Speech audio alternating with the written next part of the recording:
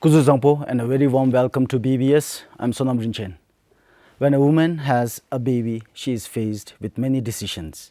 However, doctors and nurses around the country suggest that breastfeeding has many benefits. And the benefits are not only benefits for the baby, but also for the mother. And in today's program, we will bring you a discussion on the benefits and the importance of breastfeeding. And to discuss on this, I'm joined by Dr. Vandana Joshi, Health and Nutrition Specialist from UNICEF Bhutan, and Ms. Pasang Lhamo, Faculty of Nursing and Public Health from Gesagepo University of Medical Sciences. And finally in the studio, I'm joined by Sir Legden Zet, Senior Program Officer from Ministry of Health. I would like to thank all the panelists here for joining on this program. Thank you. If I may begin with Dr. Vandana Joshi. Doctor, every year, the first week of August is observed as the World Breastfeeding Week. And the slogan this year is Breastfeeding, Foundation of Life. If you could spell out the objective. Thank you. It's very important because whenever we talk about breastfeeding, we think that it is, we always all know that it is the first nutrition for the baby, and mother breastfeed the baby to feed the baby and nurture further. But if you explain this, the breastfeeding creates foundation for the future life. You cannot think of any strong building if the foundation is not strong. So the breastfeeding creates that foundation in many ways. I'll give you the example. It creates the best start for the life. It gives that required warmth, love, bonding to the baby. The babies who are breastfeed have higher IQs than the non-breastfeed babies. They have a larger survival. They are prevented from many non-communicable diseases in the adult life. They complete the higher, they score higher in further education because of the brain development and cognitive development. They prevented from many diseases because breastfeeding is the first vaccine for the baby. So you can say that breastfeeding is, apart from the nutrition for the baby for that period of life, it's also a great foundation for the baby for his entire life. Okay. And, Dr. Joshi, you mentioned about the bonding. If you could tell us more about the bonding between the mother and the child. Breastfeeding is a process. So mother has to hold the baby. So like if you talk about the 5 senses, so it is touch, because mother holds the baby. It gives that coziness to the baby because they are close to the mother's body, means breast. Mother and the breastfeeding, when we talk about that, it is a proper attachment. It means it's a eye-to-eye contact for the baby and mother. Then it's a taste, because it goes from mother's breast to the baby's mouth. So it tastes. So all 5 senses are actually engaged in that process of 15 minutes or 20 minutes of breastfeeding. So if in a day, in earlier days, if mother is spending more than 30 minutes 8 times or 10 times in a day with baby, that's the best bonding you can think about between 2 people. Okay. Thank you, Dr. Ma'am Pasang Lhamo. What are the immediate benefits of breastfeeding both the mother and the child? Of course, there are many benefits, like in addition to what Dr. Vandana has said. First of all, breast milk, mother's breast milk is the primary food, the first food for the baby. So, and the breast milk also contains a lot of antibodies, which actually act as a medicine for the baby. Then, of course, she talked about the psychological part, bonding. So, through breastfeeding, the child can, I think it is the first step in development of trust between mother and the child. So, if a child learns to trust its mother, we know that that child is going to grow up into a trustworthy adult, and we know that if we have a trustworthy adult, we mean that in the society the child can, when he grows up, he can also contribute to our society. So there are actually a lot of benefits. The other one is like the infant was inside the mother with the mother's body temperature. So once he comes out, breast milk is the only one that gives him warmth. So it also is food, warmth, medicine. Actually, breast milk is everything for the first 6 months of life. It is the life-sustaining substance for the child. Yes. Dr. Basans, how long should the mother breastfeed? Only for 6 months, or you can continue till a year, 2, 3? Actually, like in general breastfeeding, we encourage every woman to breastfeed for only giving breast milk for the first 6 months of the baby's life. Then after that, along with good food, like home available food, whatever the mother has at home, she should prepare this, whatever in the sense, but it should include all kind of like animal protein, the vegetable, and then other kind of grains.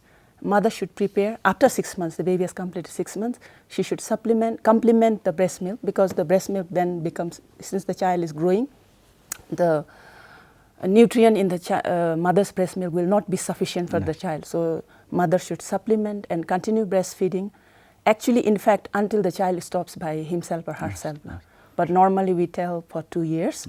But if the child wishes to continue, and if the mother is willing to continue, it is on the will of the child. Thank you, ma'am. So, as a policymaker, how can the health ministry contribute towards achieving long-term benefits of breastfeeding? Thank you. First of all, I'd like to thank BBS for giving this wonderful opportunity to really advocate on the importance of breastfeeding on this very important week. To get to your answer directly, it's very important that we really advocate for breastfeeding, and one of the most important jobs of the Ministry of Health is, from my opinion, is twofold. The first is we need to advocate, and advocate also has again another twofold. So we have to advocate to the policymakers as well as to the general public, right? So for the policymakers, we really do a lot of advocacy so that we garner the support, so that we have conducive sort of like policies and decisions that really support the initiatives of breastfeeding. So for instance, we want policies that support breastfeeding in the workplace, like maybe encouraging the development of workplace crashes, or maybe even 6 months maternity leaves. So this is something that the Ministry of Health should be doing, advocating, and that's what we are doing actually, advocating to the policymakers, decision makers, and to garnering their support so that whatever policies and initiatives that has been made is in line with the breastfeeding policy or the breastfeeding recommendations of the WHO as well as UNICEF. The other one is advocating to the general public, right? So we also have to create a lot of advocacy materials to let the population know that breastfeeding is very important. We have to reach to a lot of the mass people in the general population. So we will also have a lot of advocacy campaigns through the mass media as well as through through print media and through various means to ensure that our population, in the general population, in the communities, get the message that breastfeeding is the most important. And then we also know, because I think we are guided by a lot of our surveys, and from our evidences show that this messaging on breastfeeding is very important. Some of them don't even understand, or there's a little bit lack of not really good understanding, the complete understanding of the breastfeeding. So it's important that we continue to advocate. And the other most important aspect from the Ministry of Health is we need to ensure that the services that is delivered by the health facilities are up to the mark, are optimum, are of quality. And we also do a lot of work, and to give a very particular example, the nutrition program. We have been working to come up with an initiative called Mother and Baby Friendly Health Facility Initiative. And in that Mother and Baby this health facility initiative is basically about improving the quality of services that is delivered by the health workers to ensure that these people really support breastfeeding at every turn that they get, right? So if the mother comes for another checkup for ANC, suppose, they get to encouragement about breastfeeding, they get support about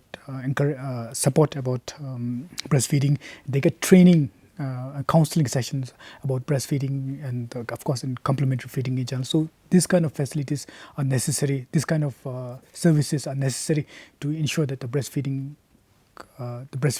rates in the country are improved to the optimum. No. Thank you, sir. Let me come to Dr. Vandana. Many people feel that the breastfeeding is only for like a job for a woman or say a mother's job. But my question is, how can the spouse or the families help the mother to feed baby? Thank you for asking this question, because I have a personal experience and I can say this with confidence that breastfeeding is not one person's job. Even if mother is very much mobilized, aware, as Legden has said, that and committed to do the breastfeeding, but it's a matter of 6 months and beyond. She has to have time for rest, to have food, to complete the day-to-day activities, and to, if she's a working woman or she's a housewife, she needs some time for doing the work. So the family can really create a very good support system for the woman and encourage her to sustain the breastfeeding for 6 months exclusively, but even after that. And for that they can take turns to take care of baby. They can help her in household things. They can help her even at the night time, when if she is awaking for 4 times to breastfeed the baby and child is awake for 2 more times at night to play or for some natural call, then someone from family should take up that job. So she should not get distracted, her sleep should not be distracted when she is not breastfeeding. I am not saying that they can replace the mother, there is no replacement of mother, but sharing is possible. Okay. Otherwise, if she has to wake up 6 times for 6 weeks each night, 6 months each night, you can imagine how can she be, her performance will be reduced, her health will be compromised, her feeding time, rest time, her own food would be compromised. So this is not a good sign of the support system. So if we talk about the support system, it should come from all the members of the family and it should be everybody's job. And it's not only the family. I am of view that as Legden has said, that workplace support. I know government of Bhutan, Royal Government of Bhutan is giving the breastfeeding breaks. But even if you get a 1 hour of the breastfeeding break, and if you spend most of the time to travel to home, you can only do the breastfeeding and come back. But if there is a office side creche is available, you can minimize your travel time and you can use that time substantially to be with baby. Because as much, the studies proves, as much as the time my mother spend with the baby, it's not only increases the bonding, but is also added to the production of the breast milk, because soothing brain can do more productive work, and breast milk is a production. So in that way, my personal and even as a technical view, that it's everybody's job. Yes, thank you, Doctor. Ma'am Pasang, what are some of the long-term benefits of breastfeeding to the society and to the country at large? Thank you for the question.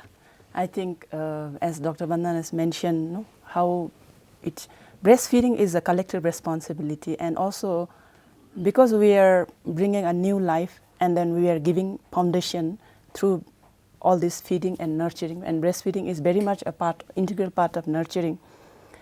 And looking from that point of view, I think it has a very long-term benefit.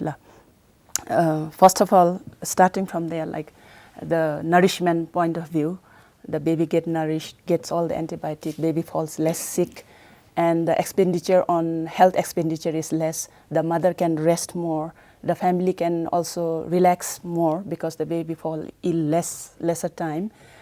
And then even previously Dr. Vandana mentioned about higher IQ breastfeeding, and breastfed babies are normally more intelligent.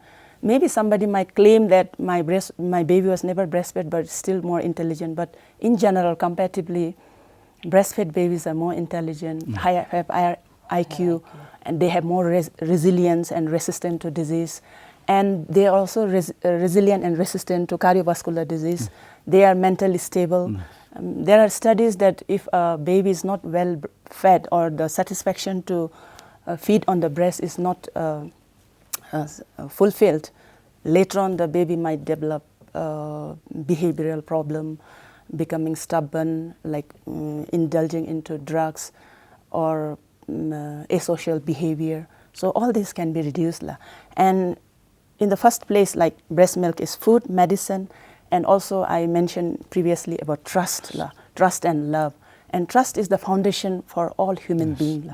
So if we have good trust, if we allow and if we provide, and through breastfeeding, it is a process of sharing love, developing love, and of course, love is a complete value. So if we can inculcate these two values, I'm sure that is going to be a lot of benefit in general. But from nutrition point of view, the child will develop well. There will be less amount of stunting, wasting, and stunting and wasting have a lot of impact. Not having optimal brain development, not developing the full capacity so that the person can perform well. So all these things can be prevented just by simple breastfeeding. Yes, thank you. So like then, what are some of the challenges that the ministry is facing while implementing your plans and policies? Yes, thank you for the question. So before this, I'd like to talk a bit about statistics, the level of breastfeeding in the country.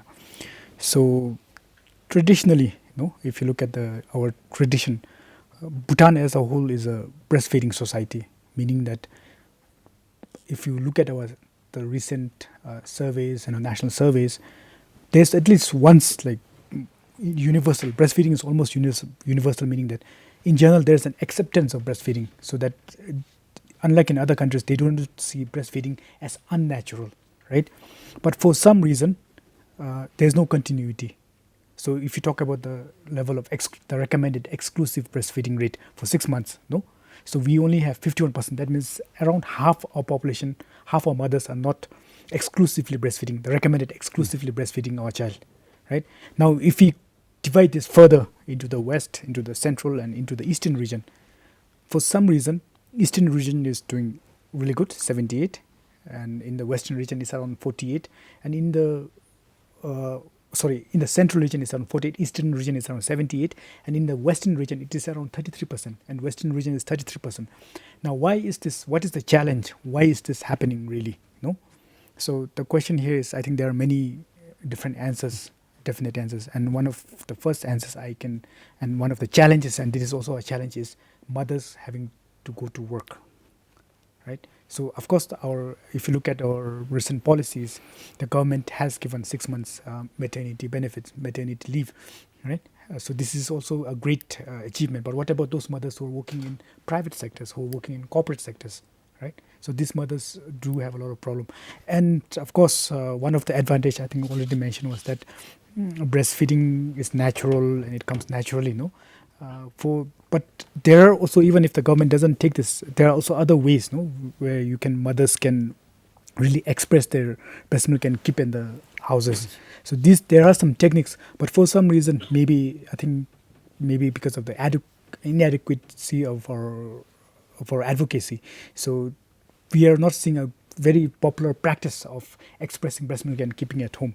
So this, I think, is a challenge. We need to further increase our advocacy and improve the knowledge, and our population generally have a little bit lesser knowledge than I think the idea of breastfeeding is quite, I think, and they perceive it as difficult.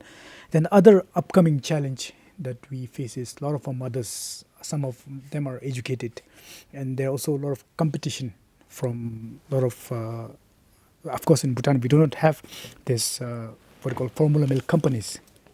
We do not have formal milk companies, but they do get a lot of access to information from a lot of other mediums. So, like for instance, channels like BBS and even in the Indian television, they do not directly advocate for formula milk. But if they look at the websites and if you look at and this is where most of our young mothers are going into to get information, and there are a lot of companies and a lot of practices where they advocate for formula milk products. And then they said, okay, maybe it is not very, very important to breastfeed. Maybe formula milk can substitute breast milk. That is their thing. And then there might be instances where they are they are sort of like turning to formal milk instead of breast milk. So these are some of the challenges. Basically, we have to have a knowledge, we have to improve the knowledge, and of course we have to improve the support structure, no? Because if you look at the mothers having to go to work, right? So these are some of the big challenges that as a ministry we are facing. Yes, thank you. Dr. Vandan, I would like to seek your view. How can the country, the employer or the co-workers help the working mother who is breastfeeding? I think the important thing for the co-workers also to understand the need of a breastfeeding mother. I know there is a 6-month maternity benefit for all the RGOB employees, women employees, and they have a policy that mother can further avail breastfeeding breaks in between. But you know, to maintain that, the work pressure is there. And if there is some issues pertaining to male colleagues or even other female colleagues, they feel that they have to do their work, or for the lady's work because she is breastfeeding, sometimes it creates a different kind of unpleasant environment together. So the important thing is, as a colleague for a breastfeeding woman, all of we should have this compassion to support her, as if it is responsibility of the family. It's a responsibility of the co-workers also.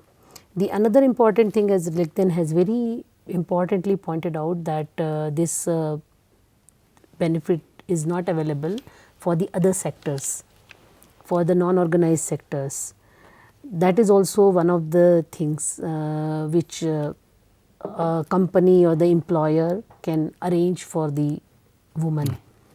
And the third important thing is that apart from the supporting the breastfeeding, in my view, we have to promote the breastfeeding also. Promote in the sense that if you are one of the colleague is not breastfeeding because she has some confusions, or she said that I'm too much with the work and it's not possible. So then we have to promote also by our day-to-day discussion. And the third important thing is protect the breastfeeding. As we said that in Bhutan, in BBS and all other media are not promoting the breast milk substitute. But unfortunately in Bhutan, we don't have a law to protect against it. There is a international code of market, the Infant Milk Substitute Act. Ministry is trying to put into the table for bringing it.